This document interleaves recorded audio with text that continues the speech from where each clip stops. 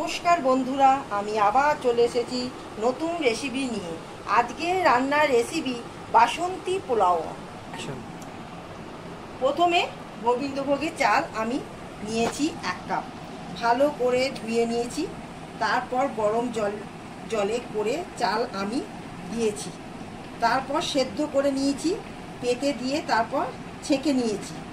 তারপরে ওতে দিয়েছি 1 চামচ ঘি, 1/2 চামচ গরম মশলা গুঁড়ো, স্বাদ মতো লবণ, 1 চামচ চিনি, হলুদ 1/2 চামচ, কাঁচা লঙ্কা বাটা 1 চামচ, আদা বাটা 1/2 চামচ, জিরে ধনে গুঁড়ো 1 চামচ, সব ভালো করে মেখে নিয়েছি।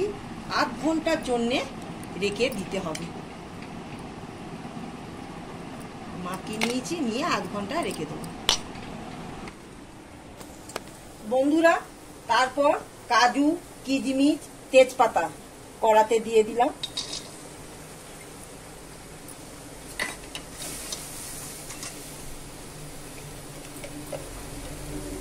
এক চামচ ঘি দিলাম। এটাকে একটু নাড়তে হবে। দেখুন, এইগুলো আমার ভাজা হয়ে গেছে। এবার আমি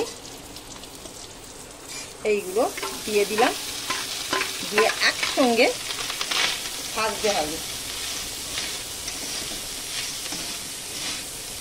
তারপর ভাজা হয়ে গেলে আমি নামিয়ে নেব। বন্ধুরা, আমার বাসন্তী পোলাও হয়ে গেছে। ভিডিওটি ভালো লাগলে লাইক, শেয়ার, সাবস্ক্রাইব করবেন। টাটা।